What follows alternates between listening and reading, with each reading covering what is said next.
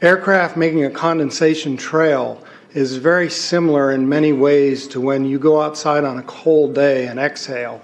You create a condensation trail. That little cloud is a condensation trail. Now, if you take a 2-mile walk on a cold day and you can turn around and you can see your condensation trail tracking all the way back for 2 miles. That's how crazy it is to think that what we're looking in the sky is actually condensation trails. The contrails, not the chemical, the contrails occur because of cold air, minus 30. It takes a high altitude, around 30,000 feet plus. There's carbon dioxide and water vapor in that exhaust. That turns to ice crystals, and that's what you see, the white stream behind it. Those white crystals of ice warm up, dissolve, and the smoke goes away. And it never lasts more than a minute. What we're seeing now, and I first could not believe it, and I started looking at the skies, and these are not normal, they're not natural. There's something going on, I don't know who it is or why they're doing it. All I can testify is it's not natural and it's not normal. It's got to be some outside influence doing that. Thank you. I'm here to give you testimony that chemtrails, they're not contrails, are indeed real. They're spraying almost every day. I watch the clouds and watch the spraying program going on. I want to tell you that we're in very great danger from the pollution that's coming down over us. And we've been led astray by the military-industrial complex, and they're responsible for the cloud's creation and weather manipulation programs. They're dark operations. That's why they're not out in the media. I look around and I see people are starting to look up and see this. Many times I've spoken about chemtrails, and I get this blank look on my face. What are you talking about? I'm saying, look up. As a pilot, before I fly, I look up. And so, boy, they're really out there working. When you look up at the sun and you see a white haze, that is aluminum floating in the air right now, and it's coming from the aircraft. There's a huge amount of aluminum being found because these sprays have aluminum, strontium, barium, manganese.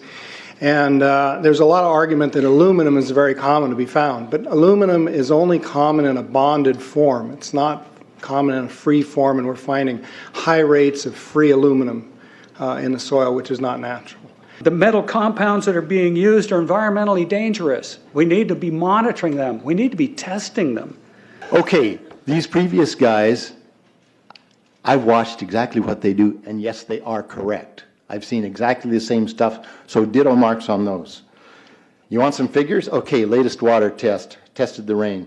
13,100 micrograms per liter of aluminum in the rain in 2013. Normally, it should be 0.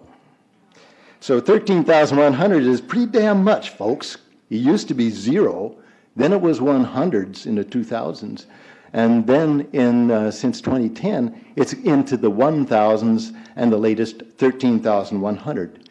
In the snow on Mount Shasta, pristine Mount Shasta, 61,000 micrograms per liter, 4 times the amount that is found in the soil up there. Where in the hell is this stuff coming from if it's not coming from the soil?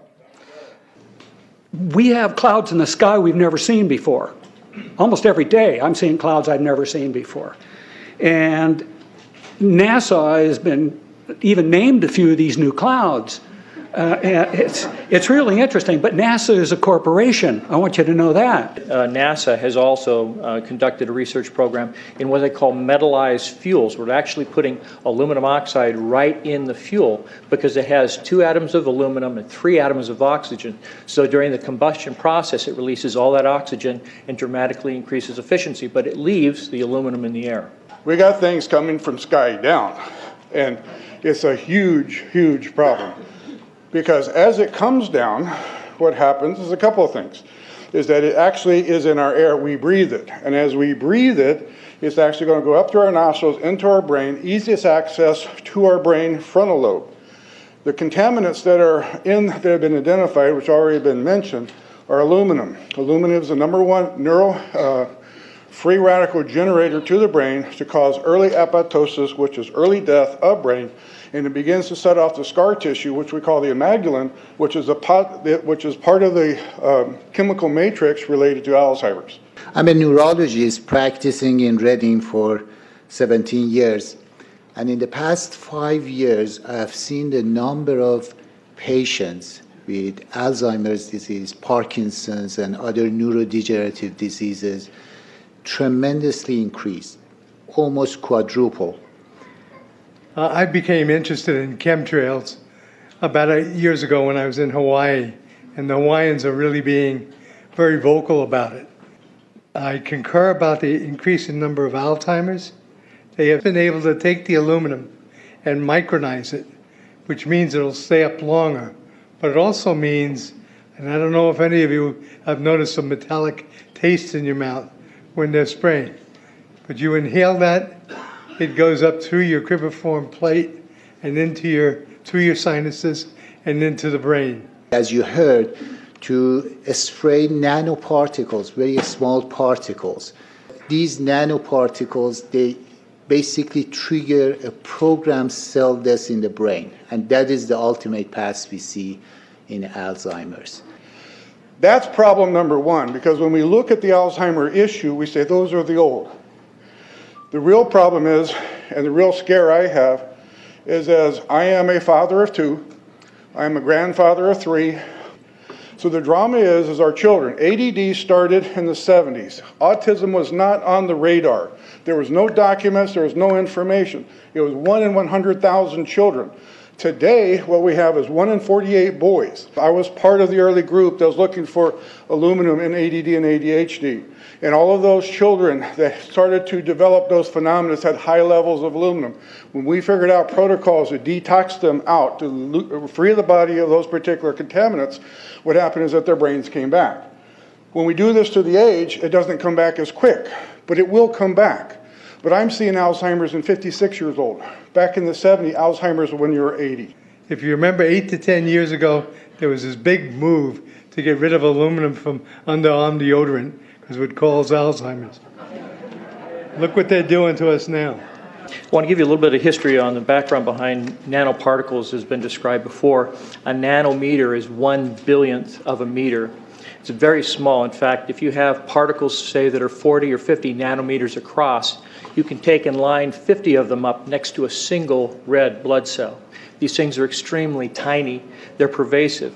The collapse and decrease of agriculture is something I worry about even more than the previous info about autism and Alzheimer's. Believe me, I'm seriously concerned with what I'm watching. As a wildlife biologist, I've been watching the ecosystem collapse. When you lose all your stream organisms, when you have aluminum overload in your streams, you're killing your microbial bacteria and you're disrupting the entire ecosystem. So it goes way beyond just a little bit of pollution. How did Monsanto know to create aluminum-resistant plants? I don't think I've heard anybody ask that question. Okay. Insects. I've done studies in Siskiyou County.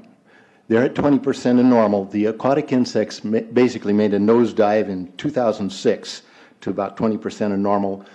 So far this year, I've sampled 200 trout stomachs. 98% of them are empty.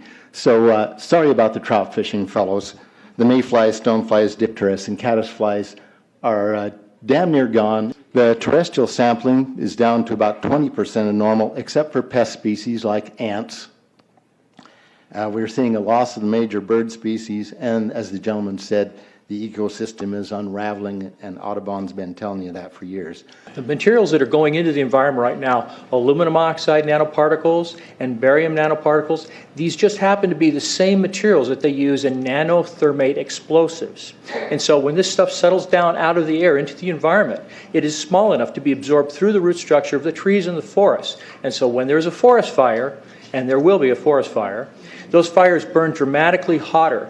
The point is that the cost of firefighting, the cost in the healthcare system have nearly doubled in the last 10 years. The amount of acreage is lost because of fires. The impact on human health is dramatic. I personally tested water and aluminum, and I found aluminum had 47 times the normal expected amounts. Strontium had 10 to 20 times the amounts. Barium was 20 times. This is what the stuff looks like here.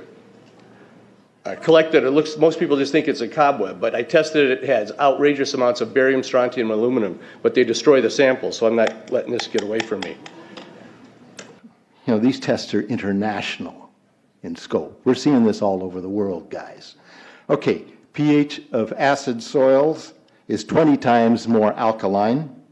The aluminum in the soil has doubled in the last 10 years. The rain normal was 5.6. It's 20 times more alkaline. Aluminum blocks essential nutrients. I am unable in my garden to restore normal pH, and that's because nanoparticles are now in the circulatory systems of both plants and humans.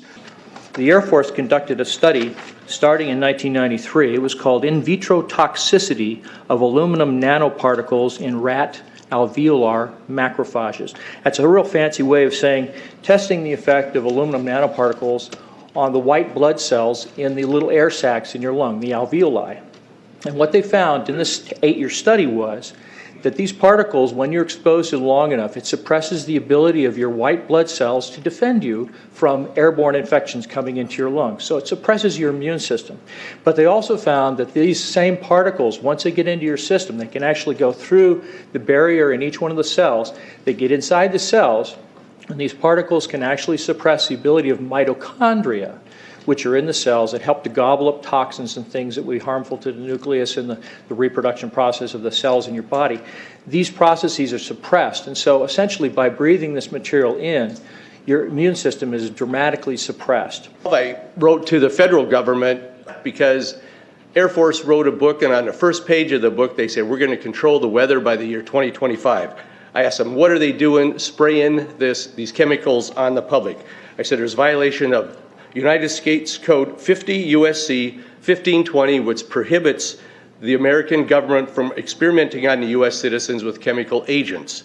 I said that law also requires who's ever experimenting, when the federal government does it, that they have to report to Congress within 30 days. They wrote back, they said they don't know what I'm talking about. We have enough evidence that there's this spraying going all over the place. We were warned about the takeover of our freedoms by the military-industrial complex by both Eisenhower and Kennedy. They're gaining traction on us, folks. We are in trouble more than just a spraying program. All I can say is it's about time we get up in arms about this, because it is affecting our health. It's high time that we as citizens of this great country take action. Board of Supervisors in Suffolk County, New York, they outlawed geochemical engineering. Hawaii passed an ordinance prohibiting geochemical engineering. I urge you to bar geoengineering in Shasta County and pass an ordinance. At least ask some damn questions. What the hell is all this aluminum doing here? Why are the trees dying, fishes dying? Why is there Alzheimer and aluminum spiking? And why are these fibers on the ground here in Shasta County? Thank you. Thank you, Mr. Mormon. Today, the Shasta County Board of Supervisors has been the beneficiary of some sincere, passionate, and knowledgeable comments. And I thank you for those. I am in agreement with my colleagues about sending letters and a call for action, but I would hope that we could go a step further.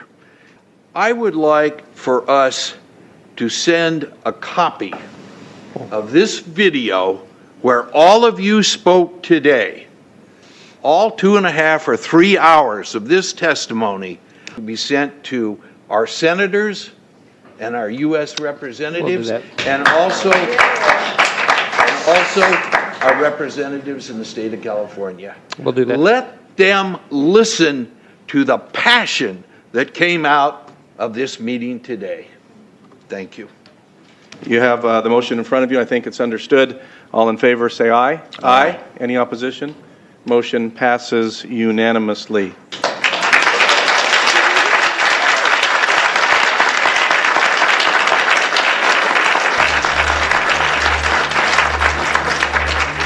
It wouldn't surprise me at all if the response is one that exceeds far the boundaries of Shasta County in terms of the platform that is offered, as evidenced by those who attended today from around the world. That's very impressive.